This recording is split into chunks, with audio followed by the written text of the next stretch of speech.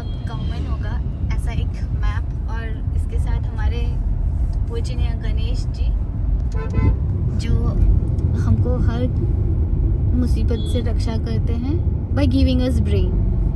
रक्षा करते हैं मतलब भगवान कभी भी हमारे लिए आके कुछ मिरेकल नहीं करके जाते हैं, वो सिर्फ हमारे हैंड्स फीट को कंट्रोल करते हैं और हमारे ब्रेन को सही डायरेक्शन देते हैं सोचने के लिए।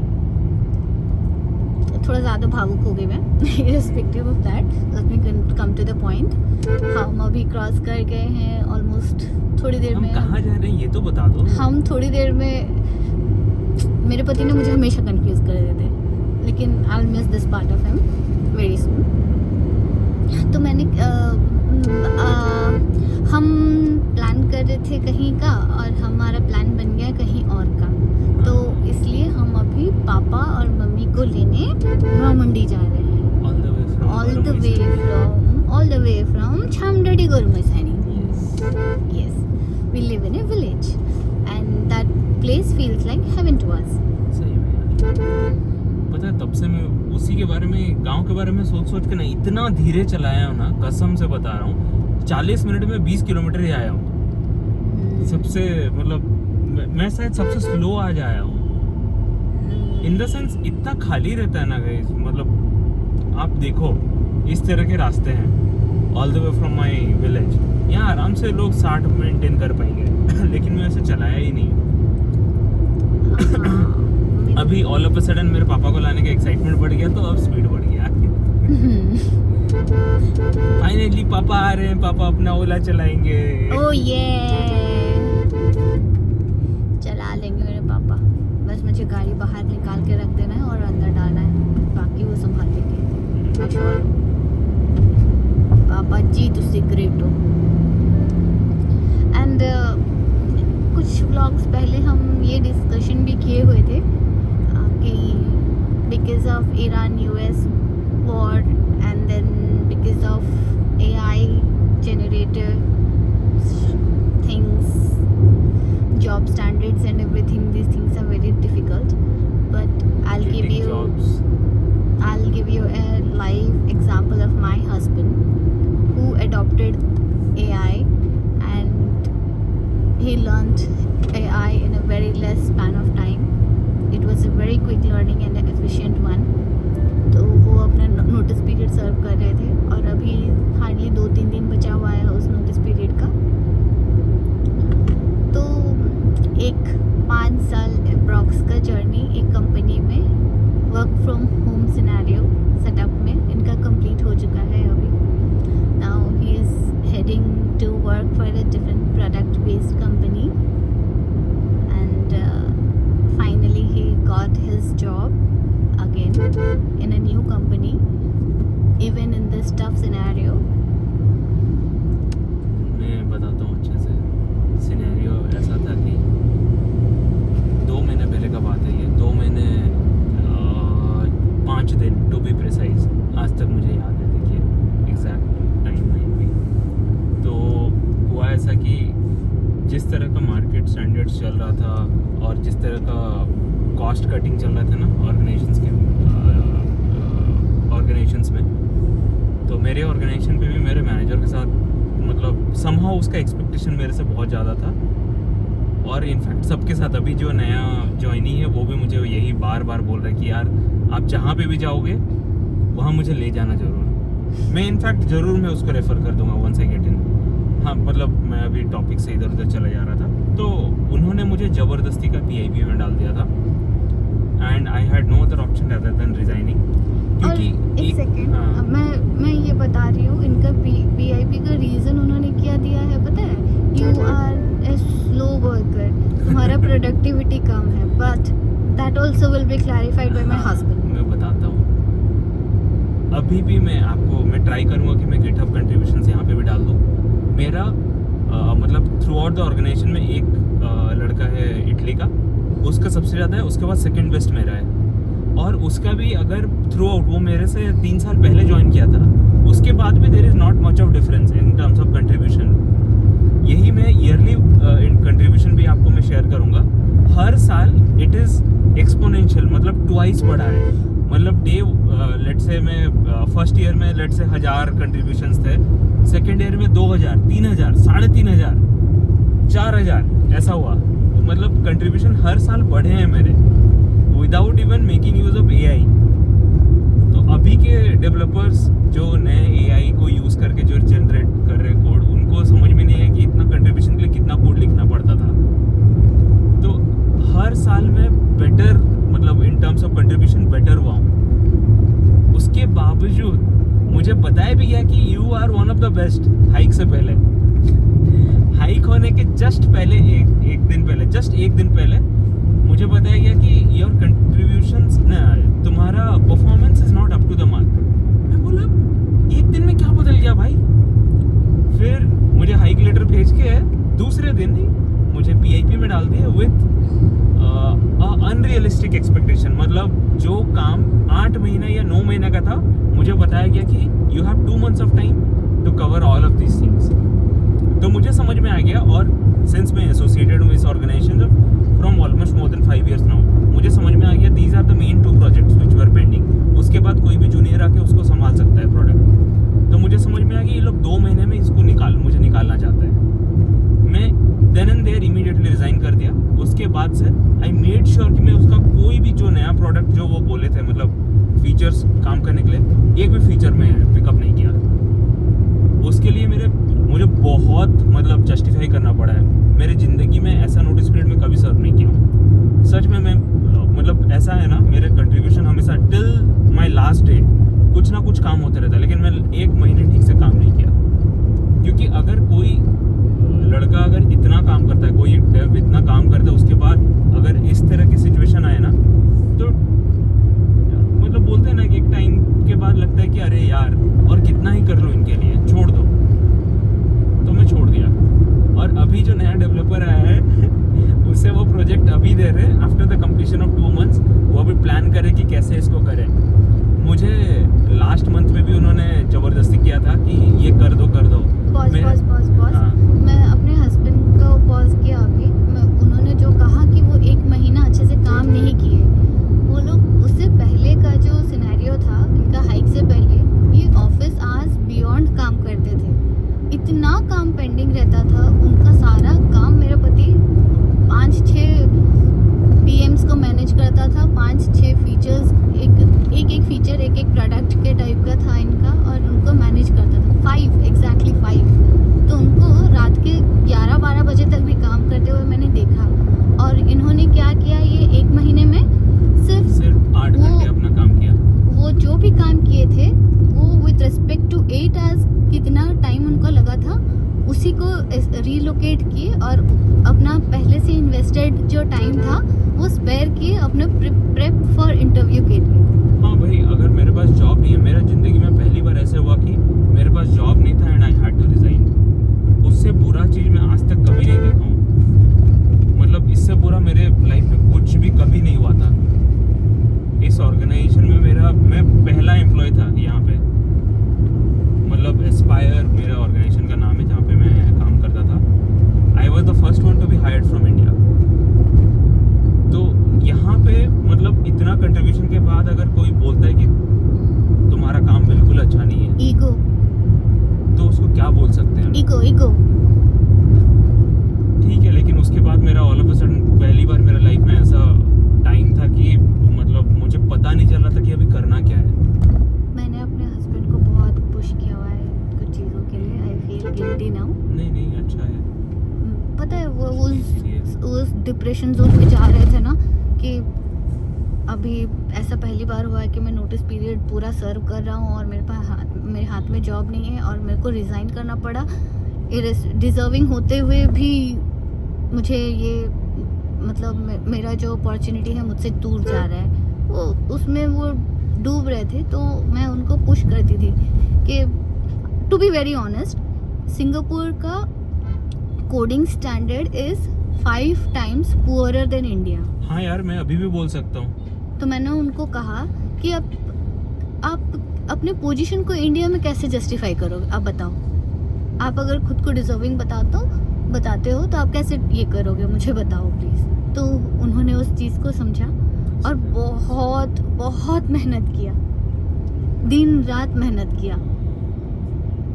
दिन रात अप्लाई भी कर रहा था, लेकिन because of the current scenario ना, एक भी जॉब अपॉर्चुनिटी नहीं आ रही, मुझे कॉल्स भी नहीं आ रहे थे।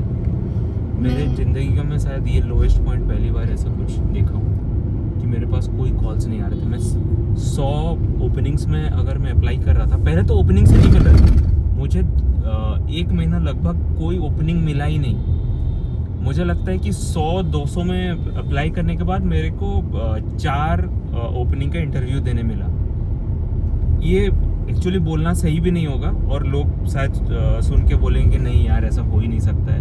तो मेरे चारों के चारों इंटरव्यूज इतने अच्छे गए थे ना, मतलब beyond imagination. I wish I could have recorded all the interviews, but I have some, I guess.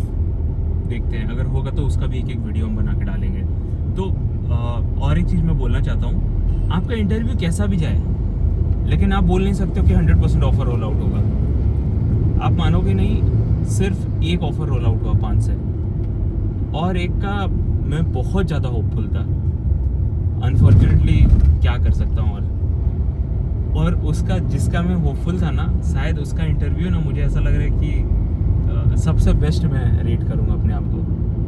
वहाँ AI के ऊपर में इतने चीज़ें उनको बताया था ना कि कैसे हम टोकन ऑप्टिमाइज करते हैं, कैसे काम करता है, किस तरह से हम ऑप्टिमाइजेशन जो हम प्लगइन्स यूज़ कर रहे हैं वो कैसे ऑप्टिमाइज कर रहे हैं, ये तक भी मैंने बताया था।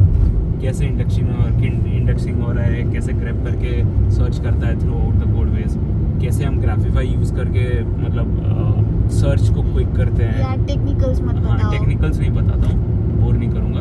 तो मैं इतना अच्छा गया था ना वो interview.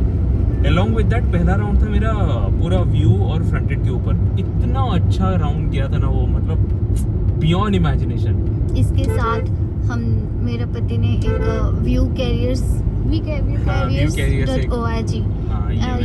I am not sure about the URL which I am saying, तो मैं यहाँ पे कहीं पे पिन कर दूंगी उसको, वो वेबसाइट। वो Vue.js जैसे कि हमारा जावास्क्रिप्ट होता है, तो उसी के कुछ फ्रेमवर्क्स हैं, जैसे कि रिएक्ट होता है, व्यू होता है, टाइपस्क्रिप्ट सॉरी एंगुलर होता है। Similarly Vue.js is a framework which is on top of JavaScript, correct ना? तो he is working in this niche tech stack. तो I say niche because React.js हमको हर गली नुक्कड़ में मिल जाते हैं, but React is very easy, seriously. Vue के नहीं मिलते, because once a person is involved with React, they don't go to Vue again. And मेरे पति is a rare species जिसको React भी आता है और Vue भी आता है, और he is damn good in both. Now he can continue. बस तो मैं बहुत होपफुल था, अनफॉर्चुनेटली वो ऑफर तो आया नहीं। जो भी आया एक ऑफर बहुत अच्छा कंपनी है, not because they rolled out the offer, क्योंकि उनका प्रेजेंस मोर देन 80+ कंट्रीज में है। तो मैं एक्चुअली मेरा एक ही गोल था, I should not get into a startup now, क्योंकि मैं 10 साल 9 महीने काम कर चुका हूँ आज तक में टिल डेट। मैं स्टार्टअप्स में एक चीज़ समझ में आ जाता है, once you are done with the product, तुमको निकलने में टाइम नहीं लगेगा वहाँ से, मतलब निकालने में, सॉरी। कभी हम खुद से उन्नति के लिए छोड़ के चले जाते हैं, तो कभी सिचुएशन परिस्थिति ऐसी बन जाती है कि हमको छोड़ना पड़ता है। Irrespective of anything, do you want to say anything about your website? हाँ, what तो, it is about and हाँ, जब मैं स्टार्ट किया जॉब सर्च, मैं चाहता था कि व्यू के ऊपर ज़्यादा हो तो चलेगा, नहीं तो फिर रिएक्ट में भी करूँगा, कोई प्रॉब्लम नहीं है। तो व्यू का मैं देखा कि ओपनिंग्स बहुत कम आ रहे हैं, बहुत डिफिकल्ट है, मतलब it was a mix and match of view and react. तो जो भी ओपनिंग्स आप देखोगे ना, उसमें रिएक्ट लिखते हैं /व्यू लिखते हैं, लेकिन अल्टीमेटली वो रिएक्ट में ही मतलब कोड लिखने का रहता है। तो मैं सोचा कि यार एक प्रोडक्ट बनाया जाए जिसपे कि मैं खुद, जैसे कि मैं अभी खुद सर्च कर रहा हूँ, तो मुझे पता चल जाता है ना कि कौन सा कंपनीज है जो स्ट्रिक्टली व्यू के ऊपर ही हायरिंग कर रहे हैं। तो मैं एक प्रोडक्ट बनाया जहाँ कि आप व्यू के ओपनिंग्स या फिर व्यू के रिलेटेड फ्रेमवर्क, जैसे कि नक्श वो SSR होता है व्यू का, सर्वर साइड रेंडरिंग उसको बोलते हैं। Again I will not get into the technicals. तो यहाँ पे मैं चाहता किया था, हाँ। तो एक वेबसाइट में ऐसा क्यों ना बनाऊँ जहाँ पे क्यूरेटेड पूरा जॉब्स हो, तो वो वेबसाइट का डोमेन है viewcarriers.org। वो ऑलरेडी मैं डोमेन खरीदा और एक अगेन नेक्स्ट यूज़ करके मैं उसको बनाया था। तो ये एक्चुअली मैं पूरा कम्युनिटी के लिए एक हेल्पिंग हैंड देखना चाहता था, एक तरफ मेरे तरफ से जो भी पॉसिबल हो सके। मतलब जो हम प्रॉब्लम से गुजरे हैं उस प्रॉब्लम, देखो every time problem comes with lot of opportunity and this was a baby product of that opportunity. Correct. तो मैंने वो प्रोडक्ट मतलब वो वेबसाइट भी लॉन्च कर दिया और इनफैक्ट उसमें बहुत सारे ओपनिंग्स भी मैं डालता रहा ताकि मेरे जैसे और जितने डेवलपर्स हैं उनको वो कहीं ना कहीं थोड़ा सा कम से कम हेल्प हो जाए। इस रीज़न से मैं वो वेबसाइट बनाया, वो अभी भी लाइव है, सबसे अच्छी बात है। तो करते करते ये हो गया कि कम्युनिटी का कुछ भला हो जाए। और इसमें भी बहुत कोई कमेंट्स में डालेंगे कि भाई व्यू कैरियर्स तो है, प्लीज डालो, कोई कमेंट डालो।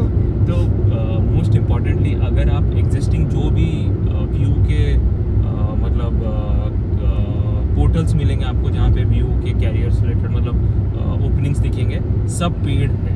और मैं थ्रू आउट माई लाइफ मैं ये मेक श्योर करूँगा कि ये फ्री ऑफ कॉस्ट हो सबके एंड लिए ओपन टू ऑल। कोई लॉगिन का जरूरत नहीं है। आओ अपने मतलब टेक स्टैक या फिर जो भी रिस्पॉन्सिबिलिटीज के हिसाब से जो भी आपको अच्छा लग रहा है ओपनिंग वो देखो, अप्लाई करो उनके ऑफिशियल कैरियर वेबसाइट पे, ताकि ऐसा ना हो कि बस डेटा आप कहीं से ले रहे हो।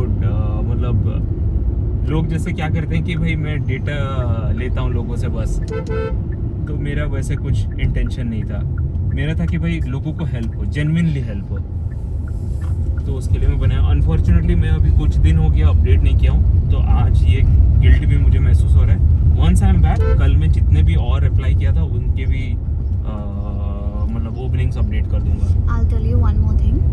मेरे पति थोड़े उखड़े से रह रहे थे because he has certain affections towards certain things. Definitely objective वाला है, तो he is getting separated from his family for a certain period of time. तो वो थोड़े उखड़े से थे, इसलिए मैं उनको और कुछ पुश नहीं कर रही थी। एंड ये वीडियो बनाते मैंने उनसे बात निकलवाया ताकि उनको ये एहसास हो कि उसके लिए वो कुछ नहीं कर रहे। ये भी मेरा पुश करने का एक स्ट्रेटेजी है। मुझे माफ़ कर देना। ये सब याद आएगा और मेरे आँख से आंसू आएंगे, इसलिए तो तुम मत बताओ, ये सब बोलो भी मत। टेम्पररी फेज ऑफ लाइफ है। आई विश कि जो बचा हुआ जो ये था, क्या बोलते हैं उसको, ओपनिंग जो इंटरव्यू था वो हो जाता है, उसका ऑफर ऑल आउट हो जाता, मैं बहुत खुश होता। मुझे पता है वो उनका कैपेबिलिटी में नहीं है इतना ऑफर देने का, जो मेरा करंट CTC है। मैं उससे बहुत कम बोला था कि भाई ऑफर ऑल आउट एटलीस्ट हो जाए। पहली बार मैं अपने लाइफ में ना कम CTC में भी जाने के लिए तैयार था, लेकिन क्या कर सकते हैं, जो भगवान ये को एक मंजूर ट्रिकी है। रोड है हमारे नवामुंडी के लिए।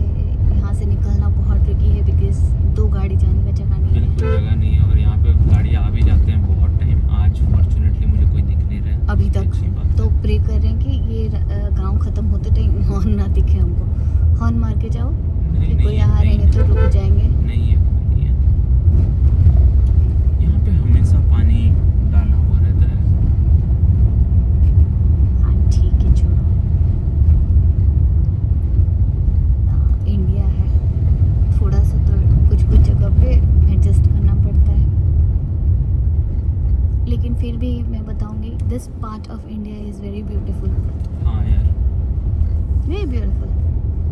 आई love my country and I am proud to be an Indian. सब अच्छा है, बस टैक्सेशन इतना बुरा हाल है ना यार, क्या बताऊँ, बहुत बुरा हाल है टैक्सेशन का। ठीक है, that thing that is subjective, again will discuss in some other vlog. अगर अपना टैक्स बताओ ना, लोग पागल हो जाएंगे। तो इस कन्वर्सेशन में आप लोग हमारे साथ रहे तो मुझे बहुत अच्छा लगा। होपफुली मैंने आपको कुछ सुंदर नज़ारे भी दिखाए होंगे रास्तों के। फिर कभी मिलते हैं, बाय बाय। अब पहुँच के अपडेट करेंगे।